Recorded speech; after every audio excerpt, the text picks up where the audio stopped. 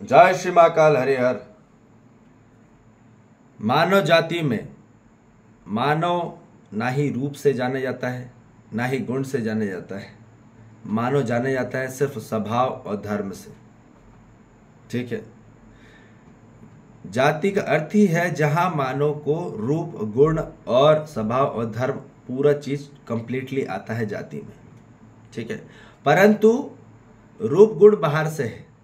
ठीक है, उसका शेप और प्रॉपर्टी बाहर से है, पर मेन जो इसका बिहेवियर है और मेन जो इसका धर्म है, रिलीजन है, वो क्या है।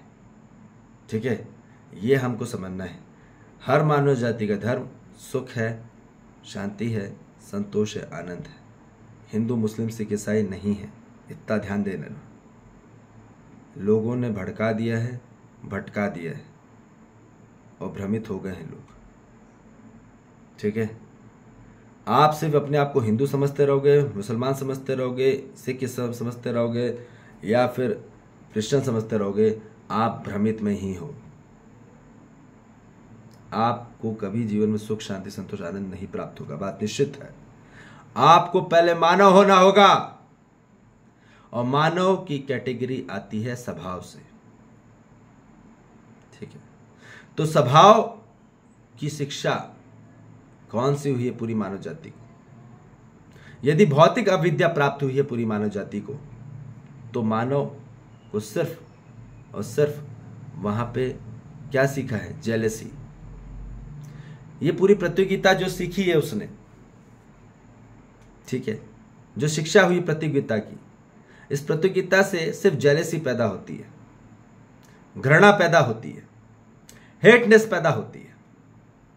और जिस कारण से, और जब तक याद रखो मानव प्रतियोगिता में है तब तक समझौता करता रहता है, बात निश्चित है। तो यदि मानव घृणा में है, उसका स्वभाव यदि घृणा हो गया, तो भ्रमित अवस्था उसकी होती चली आएगी, और भ्रमित अवस्था होती चलेगी तो स्वयं में विरोध पैदा होता चला आएगा हर मानव जाति के प्रति, जीव जंतु, वनस्पति, खनिज, संसार के प्रति। फिर उसको कोई अच्छा नहीं लग रहा, इसलिए लोग मानो क्या हो रहा है, दूर भाग के फिर चले आ रहे हैं तपस्या करने।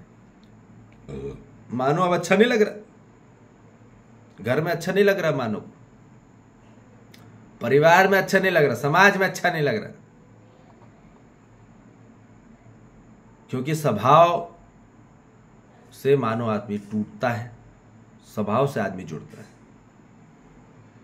ठीक है, स्वभाव प्राप्त हुआ, मानो का स्वभाव कौन सा है?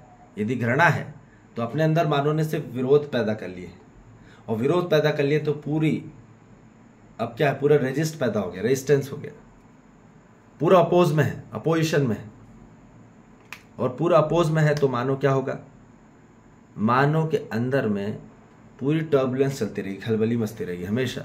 वो कभी भी सुखी नहीं, बाहर कितना भी पैसा कमा ले, नाम कमा ले, दाम कमा ले, अंदर पूरा खिच खिच खिच खिच कर कर कर चलता रहेगा, भागते ही रहेगा मानो।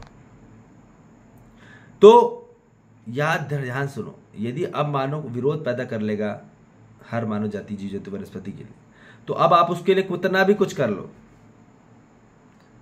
उसको सिर्फ अन्याय लगने वाला है। उसको लगे कि मेरे साथ अन्याय हुआ है, मेरे को कम मिला है, मेरे को अभाव हुआ है, वो शिकायत करेगा या फिर अभाव करेगा।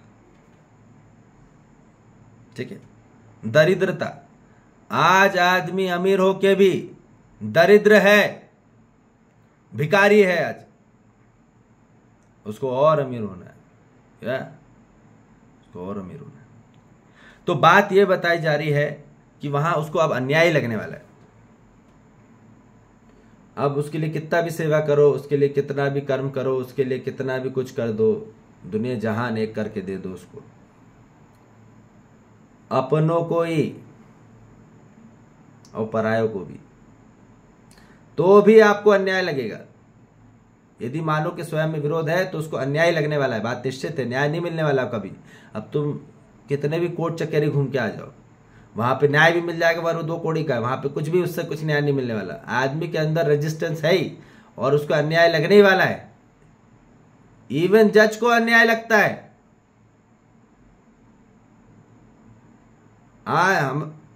हमसे कंसल्टेंट करने आए थे जज, खुद ही उन्हीं को अन्याय महसूस हो रहा है, और तुमको कहां से न्याय दे देंगे?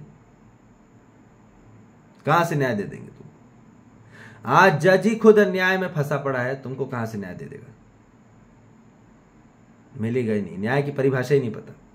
तो ध्यान रखिए, कभी भी जब मानव की शिक्षा होगी जीवन विद्या की, जीवन की विद्या होके ही तब उसमें स्नेह प्रकट होगा, और जब उस मूल तत्व का जन्म होगा तभी मानव जाति में जागृत अवस्था आएगी, और जागृत अवस्था से वो निर्विरोध होगा स्वयं में, हर मानव जाति, जीव जंतु, वनस्पति, खनिज संसार के प्रति। अब वो किसी के प्रति भी विरोध में नहीं है, घर्षण में है ही नहीं। इसलिए बोला गया साई स्नेह। साई बाबा क्या बोलना चाह रहे थे वो तो पकड़ में नहीं आया। साई बोल रहे, लिखा रहता ना मंदिर में साई स्नेह, देखो जरा ध्यान से क्या लिखा है वहां, पर वहां पे लोग आरती करे जा रहे सिर्फ। अरे आरती करना कार्यक्रम नहीं भैया, उसके मूल तत्व तो पकड़ो जो साई बाबा बोल के गए। हम ये नहीं बोल रहे कि साई बाबा बड़े, वो जो बोल रहे थे वो पकड़ो, और वो जो दिखाना चाह रहे थे एक जो है सबका मालिक एक, वो देखने की कोशिश करो तो पकड़ में आएगा। ये नहीं कि गुणगान करने से कभी ज्ञान नहीं मिलेगा, कभी भी ज्ञान नहीं मिलने वाला। अपने आप में जागृत होना होगा, तो स्नेह प्रकट हो जाए अपने अंदर। स्नेह प्रकट होने से ही निर्विरोध हो जाता है मानव, और यही चाहिए हर मानव जाति को। तभी मानव सुखी में है, शांति में है, संतोष में है और आनंद। जब किसी के प्रति विरोध नहीं होता और समाधान होता है तो बढ़िया शांति में रहता है।